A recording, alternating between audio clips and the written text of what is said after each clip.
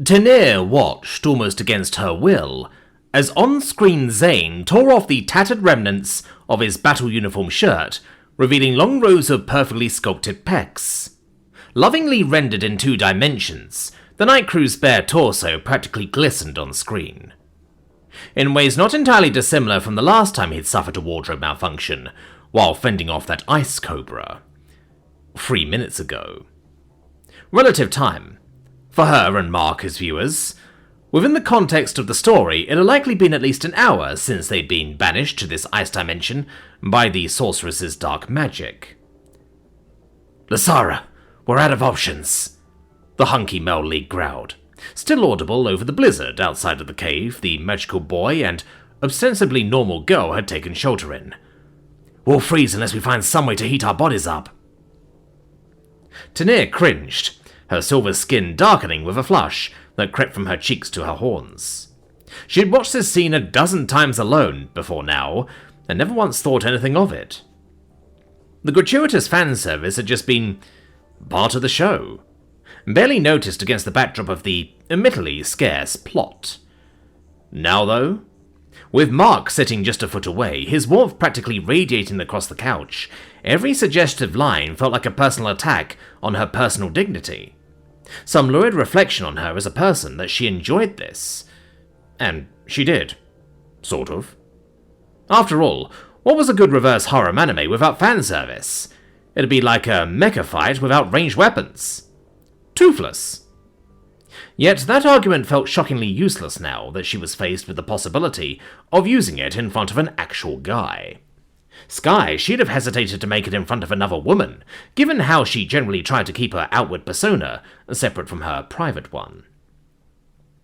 She stole a glance at him, bracing for disgust or mockery. Instead, Mark was slouched comfortably, one arm draped over the back of the couch, a lopsided grin on his face as he watched the animation's heroine stutter uselessly in the face of one of her harem's brazen suggestions. "You know, I can't help but notice that the guy seems remarkably unblemished for someone who just had his clothes shredded not too long ago," he murmured, his tone more amused than offended. "Like, not even one scratch?"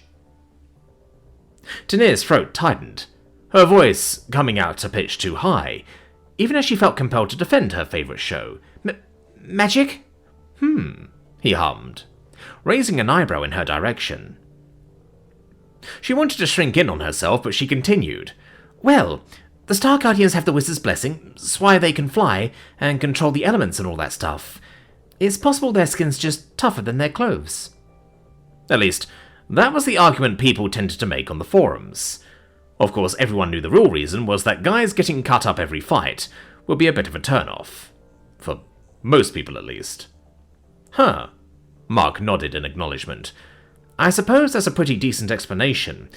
It'd definitely explain why they seem utterly unharmed after having their clothes blown off every fight." I guess," she laughed. "Doesn't he have fire magic?" Mark asked. "Can't he just make a fireball to warm them up?" Tenir shook her head, a little indignation rising to the fore, despite her best efforts to quash it. "No, that's Martel. Zane was imbued with the element of shadow." He laughed. "Is shadow an element?" She winced. No, I don't think so. At least not in the real world." On screen, Lasara had, of course, reluctantly agreed to her suitor's suggestions, the two quickly finding themselves clad in just their undergarments. A move that, combined with the convenient positioning of some stalagmites, or maybe it was stalactites, managed to keep things from elevating beyond a teen rating. With that said, she couldn't help but be aware of the fact that said rating allowed the animation studio plenty of leeway in vividly displaying the outline of Zane's rather prestigious bulge beneath said undergarments. A sight that actually made Mark chuckle, shaking his head. "Okay, magic or not, I'm calling bullshit on that. They're on an ice planet, and that thing looks big enough to club a baby seal." The night crew stared, uncomprehending, not least of all because she had no idea what a seal was, nor why one would use their genitals to curb its young. Yes? He turned to look at her, cocking his head. "And it's cold." Yes, she imagined it would be, being an ice dimension. Still, seeing that she wasn't getting it, he grinned. And the cold tends to cause a certain amount of shrinkage in male anatomy. It did? Her alarm must have showed because he cocked his head some more. I assumed night crew were the same. I mean, you're similar enough in other ways. I don't actually know, she said. Though she definitely wanted to find out now. Though if that's the case for human males, is the effect permanent? Did she need to turn up the heating in the apartment? Sure, she wasn't a size queen or anything, but...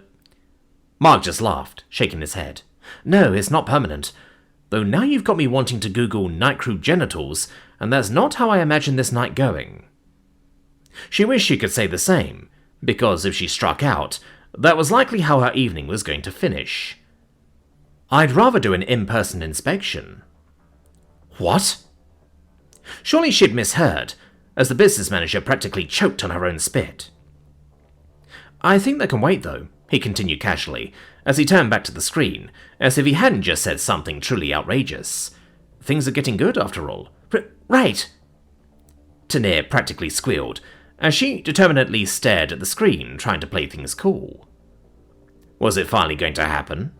Was she finally going to lose her hated V-card? This show's actually quite enjoyable, though, he said, with that same casualness that really shouldn't have been possible after the bombshell he'd just dropped. I mean, it's definitely raunchy and campy as hell, but that's part of the fun of shows like this, isn't it?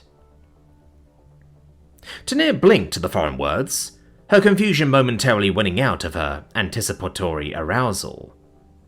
Raunchy? Campy? He nodded. Yeah, like horny and dumb, but in a fun way. Well, that wasn't exactly a great assessment of one of her favourite shows, but she couldn't deny it held some truth. Still, he wasn't mocking it, at least. She didn't think. You don't think it's weird? Weird? Nah. He shrugged, grabbing a handful of Racker crisps from the bowl between them. It's fun. Like, it knows exactly what it's doing and just leans into it. We got stuff on Earth that's not dissimilar, both animated and not. Earth has animations too? Before she knew it, she leaned forward excitedly, all but shouting in his face. Almost immediately, she felt the urge to cringe back. Gods, has she just shot her hopes of getting laid in the foot? But rather than be annoyed, Mark once more just looked amused. And not in a malicious way either. Sure, never got into it myself, but from what I know, it's pretty similar to this. He gestured at the screen, where the other members of the Star Guardians had opened a portal from crew to rescue their comrades, finding them just moments before things could get too heavy between Zane and Lysara, leading to much slapstick. Huh, she murmured. I'll have to see about ordering some.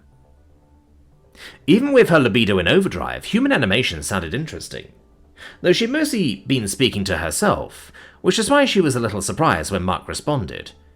If you do, would you mind inviting me over to watch them together? I might be from Earth, but it'll likely be just as new to me as it is to you, he said, still watching the show. For just a moment, though, Tanir could barely believe what she was hearing. Sure, she said. I'd be delighted. Ancestors' excrement. Was it the anime that was getting her laid? If so, she was going to laugh in Soraya's and Nadia's faces tomorrow. That nerd shit'll scare off guys. Her silver butt cheeks. Now she just needed to think of a way to seal the deal. The hollow screens flicker from Starhunk's galactic heat cast dancing shadows across Tanir's apartment wall, but Mark's attention had long since deviated from the campy anime. His attention was fixed on Tanir, just as he knew hers was on him, though both were trying to hide that fact. He liked to think he was doing a better job, because it seemed whatever talents the night crew had while on the job, they apparently went out the window the moment her hormones got involved. Perhaps she just felt more comfortable in a professional framework than a personal one. He met a few people like that in his time. Still, nervous mess off the clock or not, she looked damn good. He liked the way the gold stud in her navel seemed to wink at him every time she shifted nervously, which happened a lot. He'd long since decided that, barring some sudden reversal of interests, he was going to be screwing the nerdy night crew into next week tonight. Mixing work with pleasure be damned. She was just too adorable for him not to. His dick twitched in his pants at the thought, and he shifted slightly, keeping his grin easy. There was no need to rush, not when she was clearly working herself up to something. So? Daenerys' voice cracked after another few minutes. You, meant that? About the inspection? A stunning display of witticism it was not, but all the more endearing for it. He leaned back, stretching his arms, enjoying the way her gaze stuck to his chest as his shirt pulled tight. That depends. Are you offering? He raised an eyebrow, tossing the ball back to her. He only wondered for a moment if this was what Sabine had felt like when they'd first met. If so, he definitely forgave her for some of her teasing. I mean, she stammered, then sat up straighter, like she was psyching herself up. If you're curious, I wouldn't mind showing you.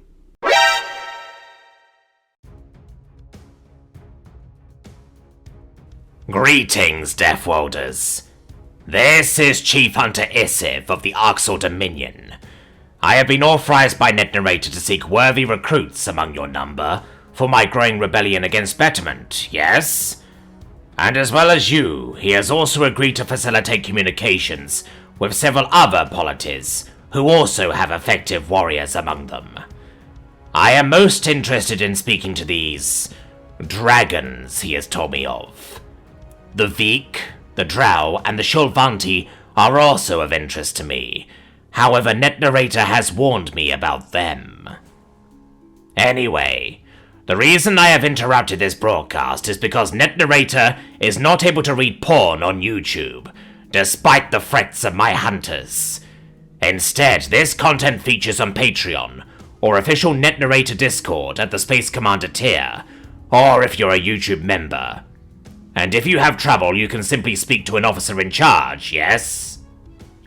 Other ways you can support NetNarrator can be found by reading the description below, of which there are many options. But by far the most simple is by liking the video, leaving a comment, and subscribing if you haven't done so already.